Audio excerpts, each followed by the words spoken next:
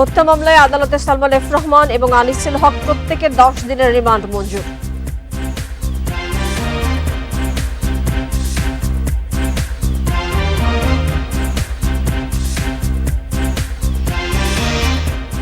শেখ হাসিনা সহ 10 জনের বিরুদ্ধে আন্তর্জাতিক অপরাধ ট্রাইব্যুনালে অভিযোগ, আরও 3টি হত্যা মামলা দায়ের।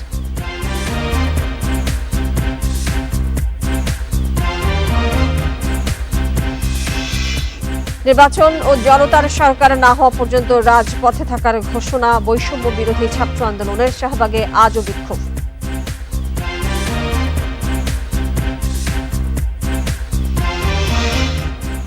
ভারতে আশ্রয় নিয়ে শেখ হাসিনা যে বক্তব্য দিচ্ছেন তাতে ঢাকা দিল্লির সম্পর্কে প্রভাব পড়তে পারে বললেন পররাষ্ট্র উপদেষ্টা।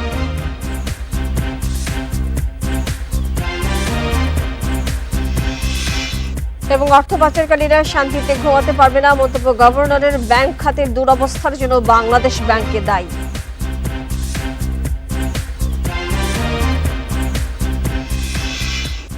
স্বাগত জানাচ্ছি বিরতির সংবাদ রাত 9টায় বাংলাদেশে। আপনাদের সাথে আছে আমি মাহমুদা মমিতা। শিরোনামের পর চলে যাচ্ছে পুরো খবরে। সাবেক আইনমন্ত্রী আনিসুল হক এবং সাবেক উপদেষ্টা সালমান এফ রহমানকে 10 দিনের রিমান্ডে পাঠিয়েছে আদালত। বুধবার সন্ধ্যায় রিমান্ড মঞ্জুর করে ঢাকার চিফ মেট্রোপলিটন ম্যাজিস্ট্রেট আদালত। নিউ মার্কেট থানায় দায়ের করা মামলায় মঙ্গলবার তাদের গ্রেপ্তার করা হয়। দুজনের বিরুদ্ধে হত্যা, ইন্ধনের অভিযোগ আনা হয়েছে। কড়া নিরাপত্তায় বুধবার সন্ধ্যা 6:30টায় আদালতে হাজির করা হয় সদ্য ক্ষমতাচ্যুত সরকারের সাবেক আইনমন্ত্রী আনিসুল হক এবং সাবেক উপদেষ্টা সালমান এফ রহমানকে। এ সময় আনিসুল হক ও সালমান এফ রহমানের বিচার চেয়ে ঢাকার সিএএম আদালত চত্বরে মিছিল করে বিএনপিপন্থী আইনজীবীরা। আদালতে কঠোর অবস্থানে ছিলেন সেনা ও বিজিবি সদস্যরা। বৈষম্য বিরোধী ছাত্র আন্দোলনের কর্মসূচি চলাকালে গত 16 জুলাই ঢাকা কলেজের সামনে সংঘর্ষে 2 জন নিহত হন। তাদের মধ্যে হকার শাহজাহান হত্যায় ইন্ধনদাতা হিসেবে আনিসুল হক ও সালমান এফ রহমানকে অভিযুক্ত করা হয়।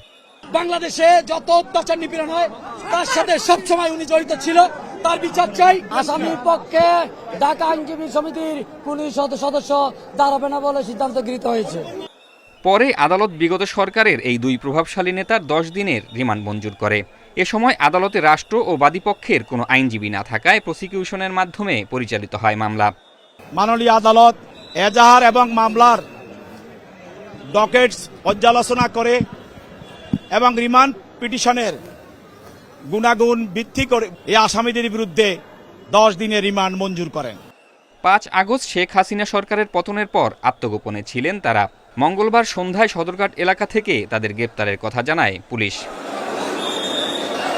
জাহিদুল ইসলাম, ইন্ডিপেন্ডেন্ট নিউজ, ঢাকা। আন্তর্জাতিক অপরাধ ট্রাইব্যুনালে শেখ হাসিনা সহ 10 জনের বিরুদ্ধে গণহত্যা এবং মানবতা বিরোধী অপরাধের অভিযোগ দায়ের করা হয়েছে। অভিযোগটি করেছেন সাভারে নিহত এক শিক্ষার্থীর বাবা।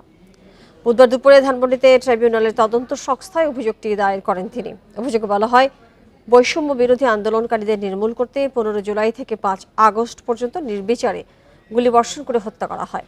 মানবতা বিরোধী এই অপরাধের পরিকল্পনাকারী এবং নির্দেশদাতা হিসেবে শেখ হাসিনা এবং তার মন্ত্রিসভার কয়েকজন সদস্য এবং পুলিশের সেই সময়কার শীর্ষ কর্মকর্তাদের আসামি করা হয়। বিষয়টি নিয়ে আবেদনকারীর পক্ষে আইনজীবী এমএইচ তামিম জানান, অভিযোগের বিষয়ে তদন্ত করবে তদন্ত সংস্থা।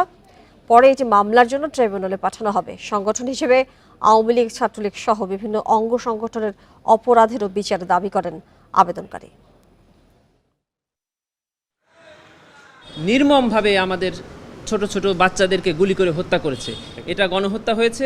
এটা কোনো আইসোলেটেড ক্রাইম না যে এটা 302-তে একটা থানায় বা কোর্টে মামলা হবে। এটা হলো একটা সিস্টেম ক্রাইম। এটা একটা পরিকল্পিতভাবে একটা জনগোষ্ঠীকে অথবা একটা গ্রুপকে সম্পূর্ণভাবে অথবা আংশিকভাবে ডিস্ট্রয় করার উদ্দেশ্যে তাদেরকে ফিজিক্যালি হার্ম করা হয়েছে, মেন্টালি হার্ম করা হয়েছে। রাজধানীর কাফরুলে দ্বাদশ শ্রেণীর শিক্ষার্থী ফয়জুল ইসলাম রাজনকে গুলি করে হত্যার অভিযোগে শেখ হাসিনা সহ 24 জনের বিরুদ্ধে মামলা করা হয়েছে। বুধবার ঢাকার মেট্রোপলিটন ম্যাজিস্ট্রেট আহমেদ হুমায়ুন কবিরের আদালতে এই মামলা করেন নিহত রাজনের ভাই রাজীব। এছাড়া উত্তরা থেকে সুপ্রিম কোর্টের আইনজীবী সোহেল রানাকে অপহরণের অভিযোগে শেখ হাসিনা সহ 5 জনের বিরুদ্ধে মামলা করা হয়। এর আগে মঙ্গলবার মোহাম্মদপুরে মুদি দোকানদার আবু সাইদকে হত্যার অভিযোগ এনে শেখ হাসিনা সহ 7 জনের বিরুদ্ধে হত্যা মামলা করা হয়। বিষয়গুলো যথাযথ থানা পুলিশকে এজাহার হিসেবে গ্রহণ করতে নির্দেশ দিয়েছে আদালত।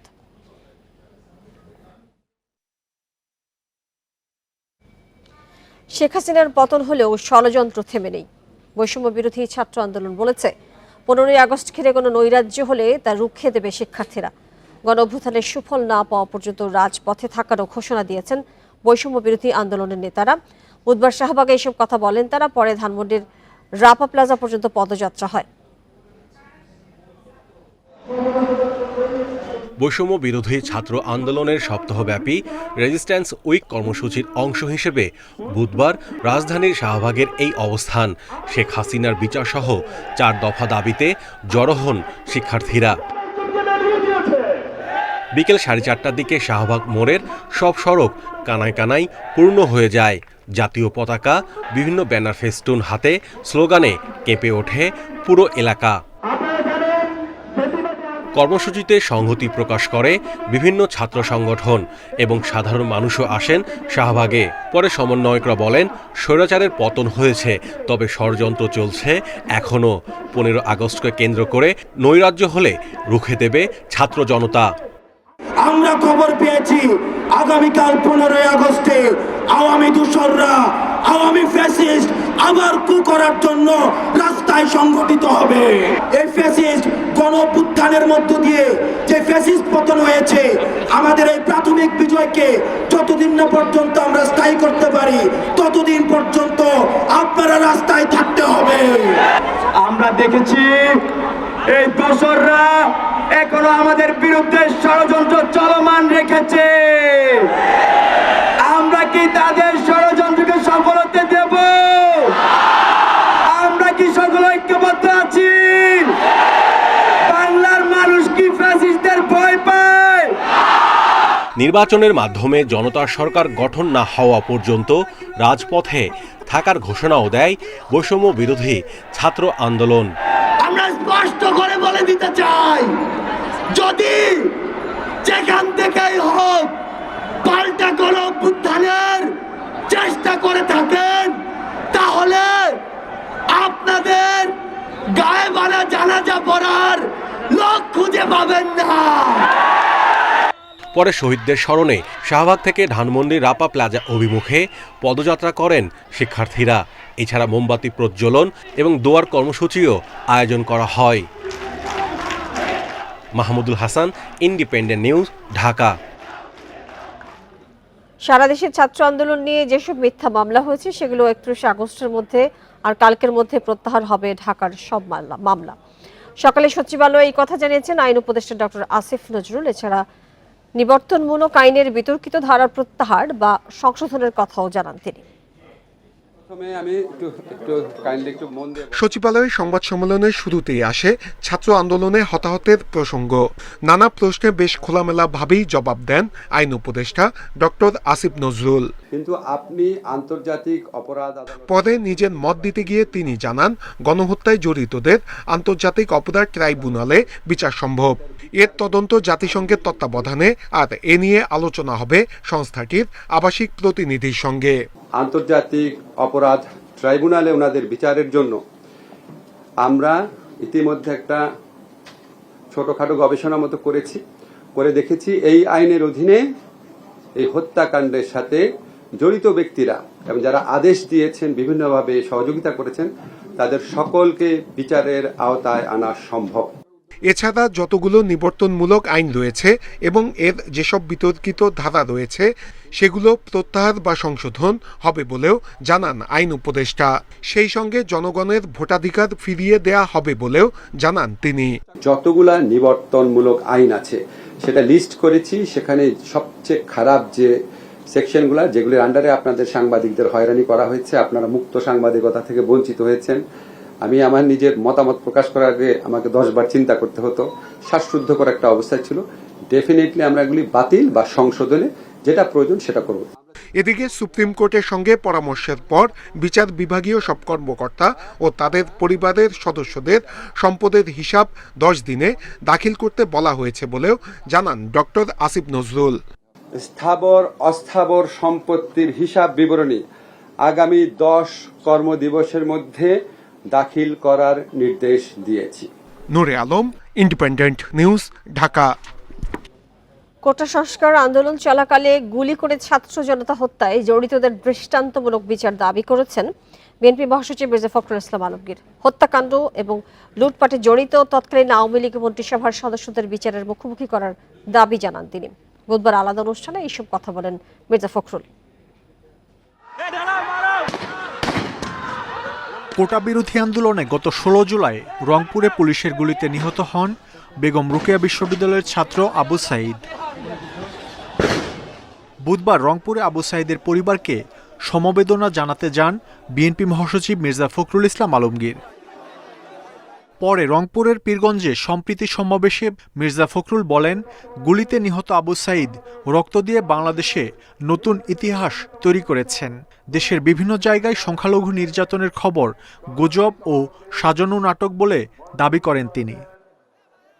যে সমস্ত পুলিশ অফিসাররা এই হত্যাকাণ্ড চালিয়েছে তাদেরকে অবিলম্বে গ্রেফতার করে তাদের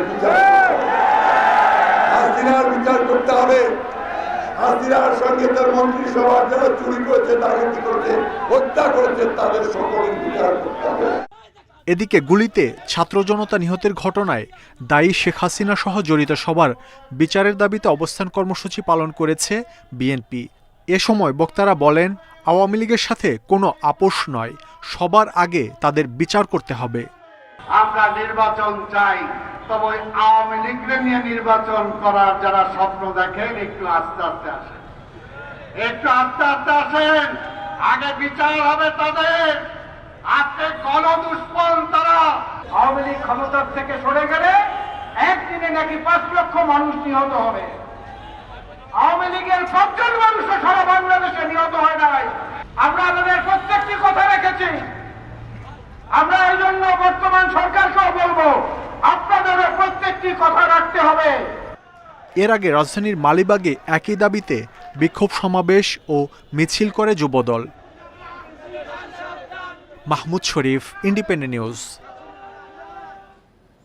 ভারতে আশ্রয় নিয়ে সাবেক প্রধানমন্ত্রী শেখ হাসিনা যে ধরনের বক্তব্য দিচ্ছেন তা ঢাকা দিল্লির সম্পর্কে প্রভাব ফেলতে পারে। ঢাকায় নিযুক্ত ভারতীয় হাই কমিশনারকে এমন কথা জানিয়েছেন পররাষ্ট্র উপদেষ্টা তৌহিদ হোসেন।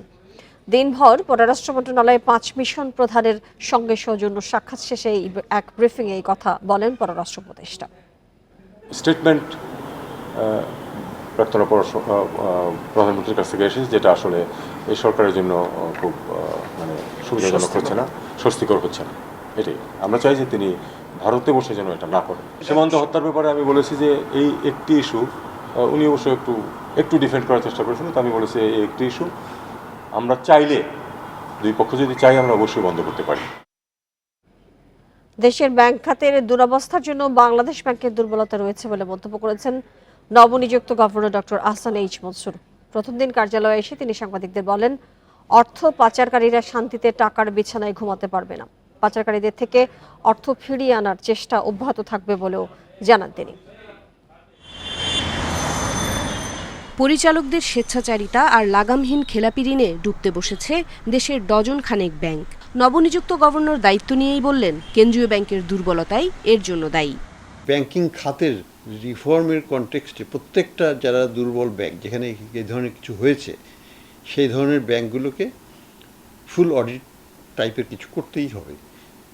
বের করতে হবে যে কতগুলো ইরেগুলারিটিস হয়েছে, ওগুলোর সাথে জড়িত কারা। এ সময় তিনি জানান, কালো টাকা উদ্ধারে নোট বাতিলের পরিকল্পনা আপাতত নেই, তবে সরকারের সঙ্গে আলোচনা করেই অর্থ পাচারের পথ বন্ধ করা হবে। আর পাচার হওয়া টাকা ফিরে না এলেও পাচারকারীরা যেন শান্তিতে ঘুমাতে না পারে সে ব্যবস্থা করা হবে। যে আন্তর্জাতিক সহায়তা নিয়ে অভ্যন্তরীণ আইনগত প্রসেসগুলোকে ফলো করে আমরা এমন একটা সিচুয়েশন করব যাতে যারা টাকা নিয়ে গেছেন তারা যেন একটু কষ্টে থাকে, মানে একেবারে টাকার বালিশে বিছানা যেন না ঘুমাতে না পারে, একটু দৌড়াদৌড়িতে থাকতে হবে তাদেরকে। নতুন গভর্নর বলেন, কেন্দ্রীয় ব্যাংকের মূল কাজ মূল্যস্ফীতি নিয়ন্ত্রণ ও বৈদেশিক মুদ্রার রিজার্ভ বাড়ানো। সেক্ষেত্রে রাতারাতি সমাধান না আসলে রোজ চেষ্টা চলবে। আশ্বাস দেন তথ্যের অবাধ প্রবাহ নিশ্চিত করার। মূল্যস্ফীতিটা গেছে আকাশের দিকে আর রিজার্ভটা আসছে তলানের দিকে, তো দুটোকে কীভাবে রিব্যালেন্স করে মাঝে মাঝে জায়গায় নিয়ে আসা যায়, একটা রেসপেক্টেবল জায়গায়, সেটা আমাদের চেষ্টা করতে হবে। একদিনে তো হবে না, একদিন মানে কি 1 বছরেও হবে না, কিন্তু আমাদেরকে নামিয়ে আনতে হবে ওইটাকে, আর এটাকে বাড়াতে হবে। খেলাপি ঋণ কমানো সহ ব্যাংকগুলোতে সুশাসন ফেরাতে আন্তর্জাতিক শুদ্ধাচার অনুসরণ করার কথাও জানান governor. Ummanhar Azmi, independent news, Dhaka. আর এই ছিল এখনকার সংবাদের সাথে থাকার জন্য সবাইকে ধন্যবাদ জানাচ্ছি।